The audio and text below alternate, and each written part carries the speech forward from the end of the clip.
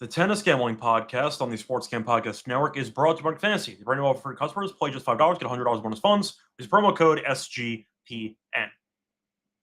And welcome, everybody, to the Tennis Gam Podcast here on the Sports Gam Podcast Network. It is currently Sunday night, September 28th, around 8:30 p.m. Eastern Time. I'm Rosso, Scott Reichel, once again going solo for this pod. Time to get into the 6 matches we've talked about for Monday. We have the Tokyo semis and the Beijing quarters. We're going to do an episode solely for the Tokyo quarters yesterday. Didn't have the time, so I had to scrap it. Apologies there. But we have 6 matchups coming up. Should be fun, and looking forward to breaking them down. Now, before we get into the actual recap of what happened on Sunday and the recap of the lock and dog picks from the last episodes, a reminder that we do have an app now for SGPN. So instead of actually tracking all of the different podcasts on YouTube and Spotify, etc., which can be a bit annoying to keep track of, you can get all of the picks and podcasts in one easy location. Go to the app on the App Store, SGPN app. Once again, free to download on the App Store. Get all of the picks and podcasts there in one easy location.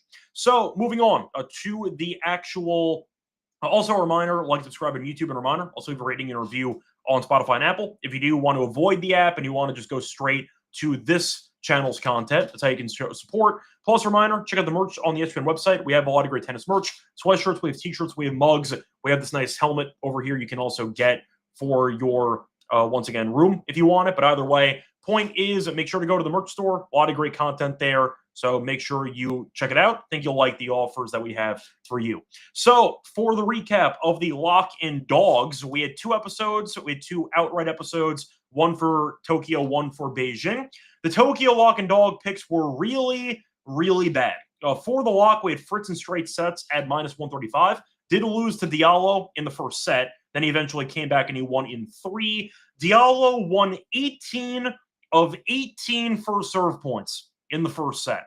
Came out flat for Fritz, but then he woke up and he won. He's actually still playing as he is in the semis, but for our sake did not come through, as he did end up winning in 3. For the dog with Nishioka, money line at +150. Got a great price.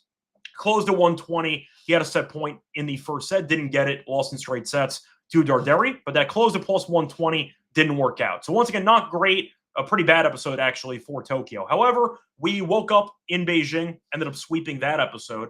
For the lock, we had the Fekina match against Carabelli under 20.5 games at -134. Never in doubt, Fekina killed him. Match flew under. For the dog, we had a nice win, as we ended up having the first set in the Musetti-Perricard match, over 10.5 at +125. Bit lucky. Musetti was serving for the set. He choked and eventually did end up winning the set in a tiebreak. But either way, ended up sweeping the Beijing episode, lost the lock and dog in Tokyo. We broke even, basically ended up chopping. So either way, hopefully you ended up following the Beijing plays, because we did end up winning both of them. Checking the comments section, though. I see Joe mentioning the clown showdown between Zverev and Medvedev. I'll mention that in a few minutes. But for the actual recap of the matchups on a Sunday, overall, decent amount of drama.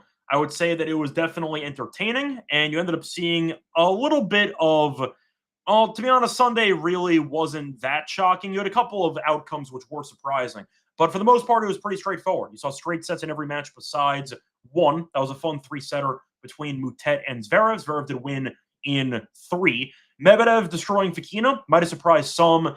I actually thought he would. I didn't do an episode on it, but I thought that he was in good form. I thought Fekina beating Carabelli meant really nothing to me, and I did think that he was going to potentially struggle against Medvedev, and he did. But either way, Medvedev got the job done, as he won in straight sets. Musetti beat Manarino despite the crowd booing him for some comments he made, I'd say, earlier in the week, but he got the job done beating Manarino in straight sets.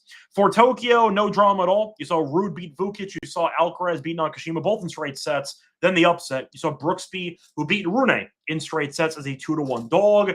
Classic Rune loss where he loses to a guy he probably shouldn't lose to, and it feels like he no-shows the entire match, but not too much drama in terms of the actual length of matches. We had a lot more drama in the previous rounds. If you want to include the Tokyo matchups in the quarters, though, you did see Fritz and Korda go to a third set. So that was a bit of drama, but for the most part, not too much to talk about in terms of shockers.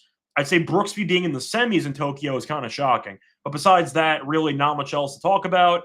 You saw Sinner drop a set to Ottmane, and then he won 6-0 in the final set. So Alcaraz looked great. I know he got injured early in that match against Baez. He's been fine ever since. He ended up beating Bergs in straight sets in his last match. So Alcaraz and Sinner are still kicking, and we'll see if they can win their events. But for the actual recap of the outrights that we gave out, so for Beijing, we ended up having quarters, but those aren't fully flushed out yet. However, for the first quarter, you have Sinner, who is still alive at minus 550. We didn't bet it, but we did like him only by himself for the first quarter. We have Dimonauer at plus 110, who's still alive. Sheng did lose at 14-1 as a flyer, but Dimonauer is still alive at plus 110.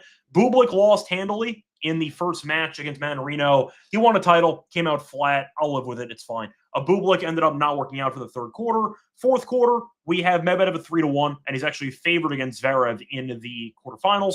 So once again, pretty decent results for us in Beijing so far. We can win 3 out of the 4. Lost Fekina at 4-1, but we took both guys, and we were going to fade Zverev no matter what. So we'll see what happens. Before the actual quarters, not bad. We have a chance to win 3 out of the 4. For the outrights, we have Sinner at minus 148, and we had Bublik at 18-1, who of course lost immediately, but Sinner is still alive at minus 148. Now for Tokyo, we didn't get too creative for it. We had no quarter odds. We have a decent amount of life here. So we lost the long shot with Humbert at 40-1. No regrets there. Took a flyer, didn't work out. However, we do have Alcaraz at minus 160, and we have Fritz at plus 550, and they're both here. So we have a chance to get an actual guaranteed winner in the final if we get Alcaraz and Fritz winning their respective matchups in the semis. Spoiler, they're big favorites. So we'll see what happens. Alcaraz is a massive favorite. Fritz is a decent-sized favorite as well. Might get an auto winner in, once again, Tokyo, and we have Sinner in Beijing. So it could be a good episode for us, going pretty chalky into the outrights. Hopefully that carries over into the 6 matches that we have for, once again, Monday's card. Now, before we get into any of the actual matchups we're going to talk about, actually, you know what? Do I want to do... I'll do Tokyo first, actually. Then I'll take a break. Then I'll end up doing the Beijing stuff. So for the actual semifinals in Tokyo, we'll start there.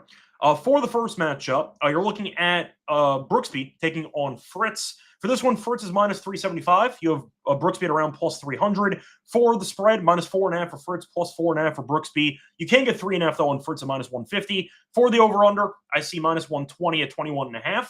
The under is even money. For the set spread, you have Fritz in straight sets at minus 130. Brooksby to win a set is even money. The over 2.5 sets is a plus 167.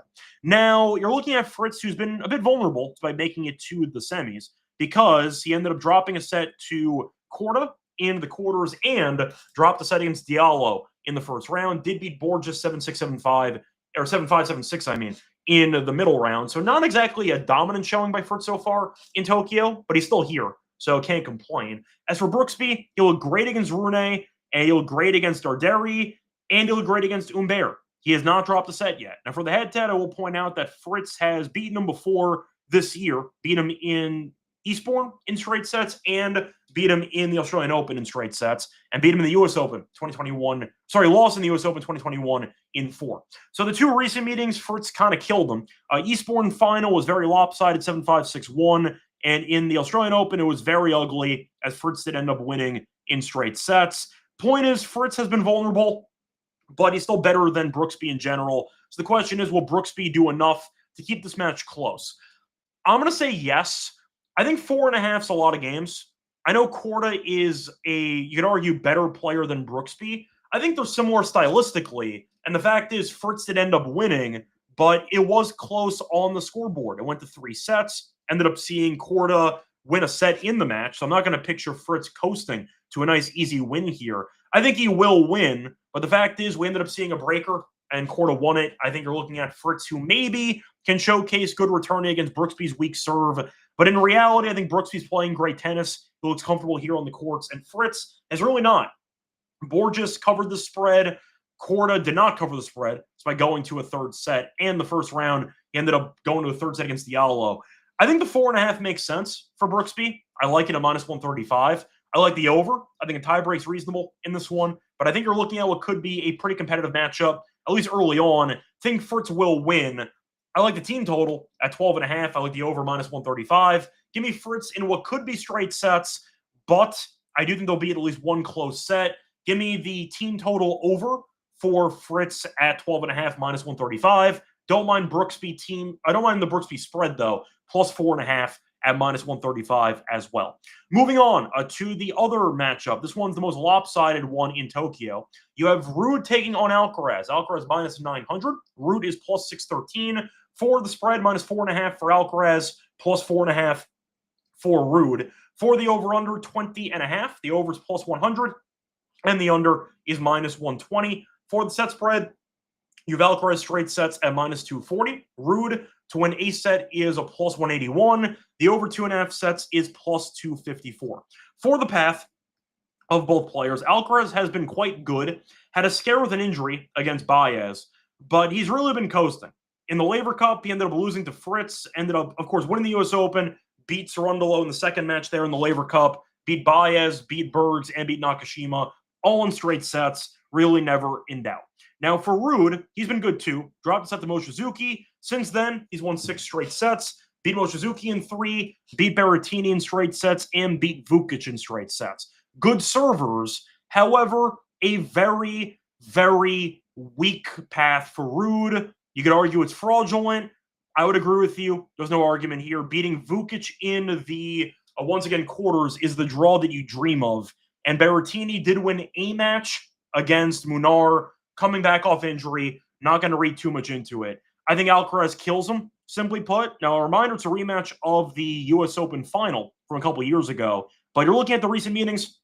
Faced off last year in the ATP finals, Ruud actually did win in straight sets. Kind of a shocking upset there.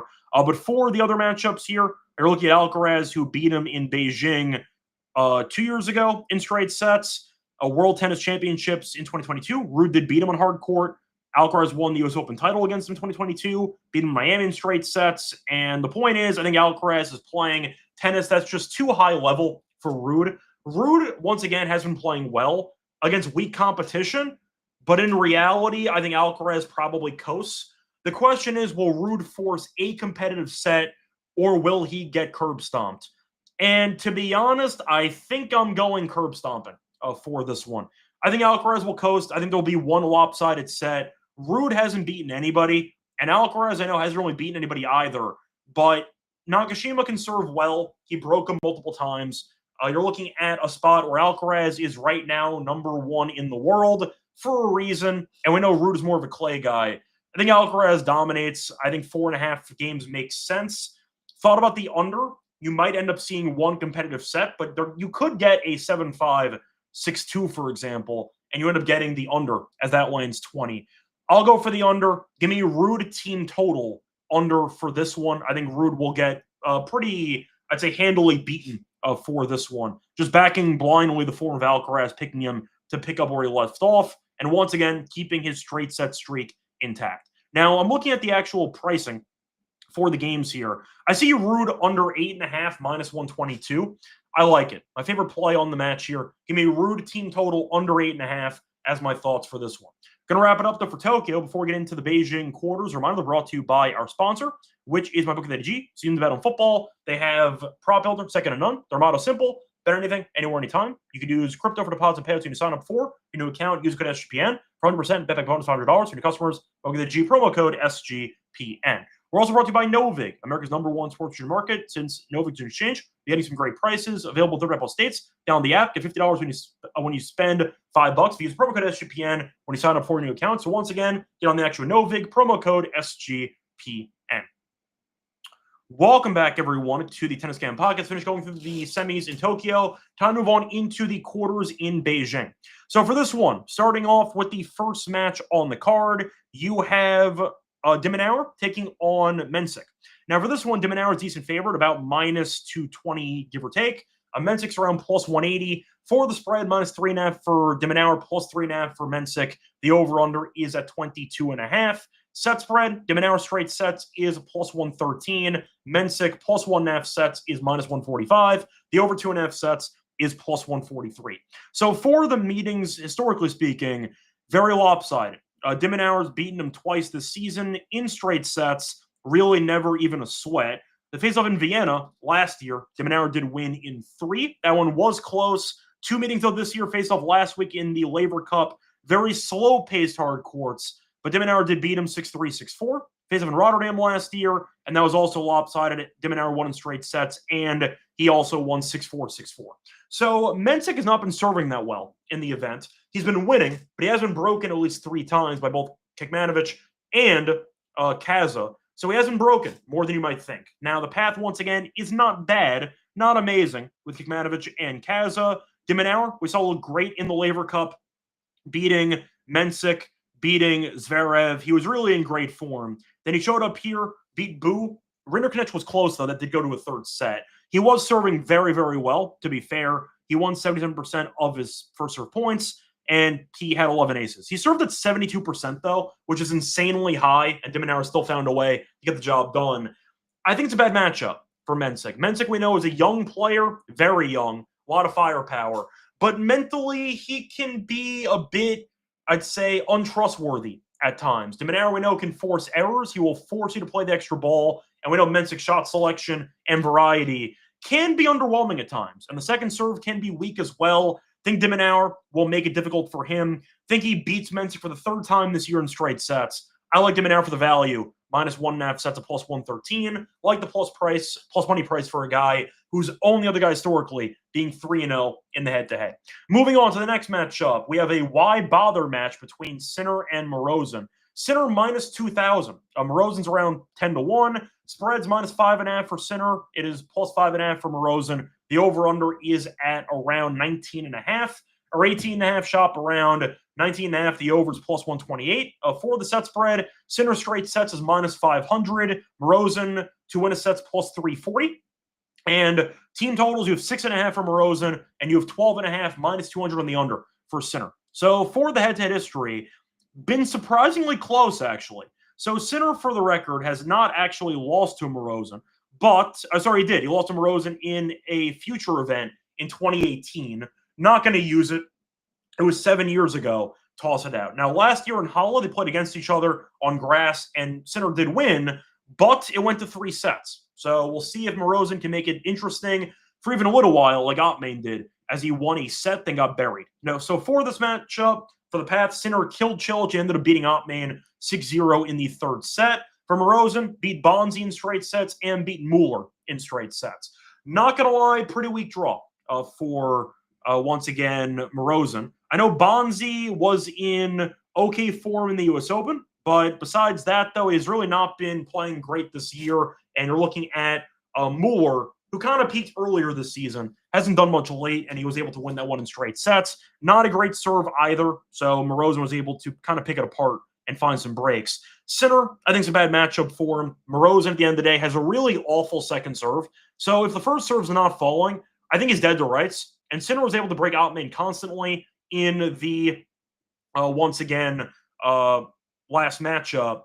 I think you're looking at a pretty similar story where Sinner is able to coast. I think, unlike the match against Ottmane, I think he keeps his foot on the gas pedal. I think Morozin's second serve lets him down. I think Sinner serves better. That was the surprising part. He got broken 3 times in the second set. That really never happens to Sinner. So I think Sinner responds. I think he wins comfortably.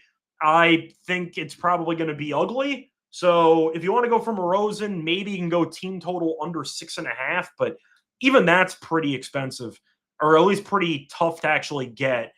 I'll go with it, though. I think Sinner wins 6-3, 6-2. I see it being pretty lopsided once again. So not much value on the match at all. But if you're asking my picks, I'm taking Sinner in straight sets. That's kind of where I'm at. Yeah, I got nothing else. Give me Sinner in a rout for this one. Moving on to the next matchup, you have Musetti taking on Tien. And for this one, Musetti minus 230, Tien is plus 190. For the spread, minus 3.5 for Musetti, plus 3.5 for Tien. The over-under is at 21.5. Set spread, Musetti in straight sets is around plus 113. Tien to win a set is minus 145. The over 2.5 sets is plus 153. Now, for the path so far, Musetti, we know, lost the heartbreaker to Tabilo in Chengdu over the past week. Showed up here. He's been good. Beat Perricard in 3 sets. Beat Manarino in straight sets for Tien. Ended up beating Caboli in straight sets and beat Cerundolo in 3 sets. In other words, good for Tien. Nice wins. Caboli can be dangerous. We know Cerundolo can be too. And Tien wore them down. Nice job by him. Now, for Musetti, we know that he's been playing great tennis. Made an ATP final last week. But do I think he should be laying 230? I get it. Do I want to take it at 230? I do not. Give me Tien for a potential underdog play. Think he might be live, actually, to win. So I kind of ignored the head-to-head, the actual stats when I looked it up for that Musetti preview against Tabilo on Tennis Abstract. He's really not that great against lefties. And I want to mention his numbers against lefties because they're surprisingly underwhelming. So for the actual matchups recently against lefties, you're looking at Musetti, who is actually 1-3 in his last 4 matches against lefties. The one win was against Manarino in the round of 16. So he had lost 3 in a row, and I think Tien can make it difficult on him. Tien looked great against Caboli. I think he can return well. We know Musetti does love to stand on the baseline and rally. So does Tien. I think this could get dicey. I think that Musetti's proven, and I was hoping that his form would carry him against Tabilo, and it should have, but he's 1-3 in his last 4 against lefties. I think Tien's intriguing at plus 3.5 here. I think you'd argue a team total for Musetti is interesting. Maybe an over 2.5 sets at plus 153. I think it makes sense. Give me Tien to keep this interesting. I think Musetti might end up winning the matchup, but his numbers against lefties are not good. And I think that Tien has proven against Cerundolo and against Caboli. Watch out. Like, he's dangerous. Keep an eye out for Tien. And I think he can get the job done. Give me the over in that one. Don't mind the 2.5 sets, though, at plus 153. If not, the games are 21.5. I like the over for that anyway. Thinking we might end up seeing a war in that one, but I think Tien might be a bit more alive than people think. Moving on to the next matchup. You're looking at a matchup between, this is the last one. It was Zverev against Medvedev, saving the best for last. Medvedev is favored in this one at minus 140. Zverev's around plus 122. For the spread, minus a half a game for Medvedev, plus half a game for Zverev. That's at even money, by the way. The over-unders are 22.5 games. You're looking at the set spread. You have Zverev to win in straight sets at around plus 250. Medvedev to win in straight sets is plus 180. The over 2.5 sets is at plus 136. Now, Joe mentioned it before. It is the clown showdown between 2 guys you really can't trust at all, despite being top 10, top 5 guys when they're on. The problem is they can lose to anybody. Now, for the path so far, Zverev showed up from the Laver Cup with an injury. He looked good against Sonego in the first match and had a marathon against Mutet in the round of 16. For Medvedev, he's been great. Beat Nori in straight sets and beat Fekina in straight sets. Pretty handily, actually. So you're looking at Medvedev being in better form, which is why he's favored. Am I surprised he's favored? A little bit. I think based on ranking and based on Medvedev's tournament results for the last couple of years, I'm a bit surprised he's favored. But then you remember that Medvedev owns the head-to-head against Zverev. So for the actual head-to-head numbers recently, it has been one-way traffic. Medvedev is 8-1 straight up in the last 9 against Zverev. 8-1. Beat him on grass earlier this year. So you're looking at Medvedev, who has been good historically against Zverev, a bad matchup for him. Think that's why he's favored. And I think that's why I would pick Medvedev in this matchup. I think watching him play a couple of times, the new coaching staff seems to make him look more aggressive. He has been getting broken a bit, but Zverev we know is very passive. We know Medvedev can rally as well. But Zverev just never pulls the damn trigger, and it gets really frustrating. Mutet took him to 3 sets with a pretty similar game plan. I know he throws in more drop shots, etc., and variety, but the point is he made Zverev work for it, and there's no day off. So going back-to-back days against Mutet and against Medvedev is not a great proposition when you are off an injury in the Laver Cup and you're off a 3-setter once again. So I'll go Medvedev in this one. I think he'll keep the dominance going. Once again, 8-1 in the last 9 head-to-head meetings. I can't go against that. Give me Medvedev in this one at around minus 140. I do love the over, though. I think you'll see a close matchup. We've seen a lot of drama between them, and I think you're looking at what could be a very close battle. But I will pick Medvedev to once again outlast Zverev in what could be a 3-set marathon that does actually live up to the hype. It's going to wrap it up, though, for the quarterfinals. Time to move on into the lock and dog picks. Before we get into the lock and dog, a reminder, they're brought to you by our sponsor, which is On Fantasy. Play the Fantasy Pick'em with the platform with 500 times your entry, the higher or lower, on your favorite player stats, available for a ton of different sports. New offer, though, for new customers, by just $5, get $100 bonus funds. Use promo code MLB SGPN. We're also brought to you by Rhythm. A reminder that they are off to a great start in college football and the NFL. Use the bet on different sports. They have college football, the NFL, WNBA. They have MLB. A lot of options there. But they have a leaderboard with league cash prizes for tracking your bets in the platform. Track 5 bets of the same type for any model that you build, and you can win 1K. And they have a promo code with us for a discount. Use the code SGPN25 to get a quarter off your first month when download the Rhythm app. Once again, download Rhythm, code SGPN25 for a quarter off your first month. Welcome back, everyone, to the Tennis Scam Podcast. Finished going through the previews of the Tokyo semis and the Beijing quarters. Time to move on into the lock and dog picks. So for the lock, I'm going to go with a team total for a head-to-head series that's been very one-sided, and yet he always goes over this damn number. I'm going to violate my general rule, avoiding Medvedev. We actually took this in the grass season, and it won.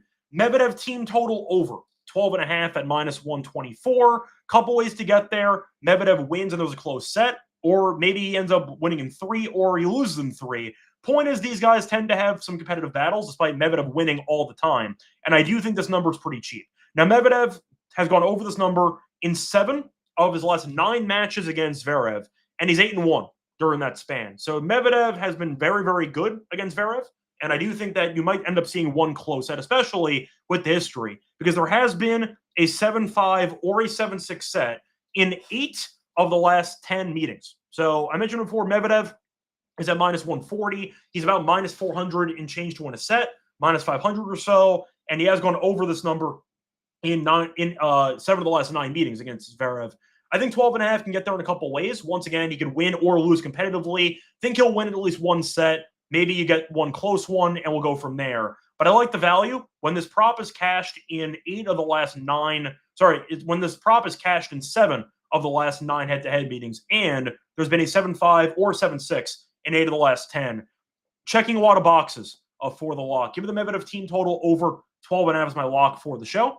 For my dog, I'm going to go Dimonauer straight sets at plus 113. He's been great against Mensik. He's won all 3 meetings pretty decisively the last 2, which were the only 2 from this year. And you're looking at Mensik, who has not been serving that well. Got broken 3 times against Kaza and 3 times against Kekmanovic. He needs to serve well. Fact is, Dimonauer is an unbelievable returner, a top 5 returner in the world. And we know Mensik's shot selection and rally tolerance is not great. I think it's a bad matchup for him.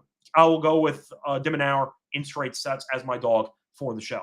So once again, the lock and dog's going to be on Medvedev to go over the team total at 12.5 at minus 124 as the lock. So Medvedev team total over 12.5 minus 124 is the lock.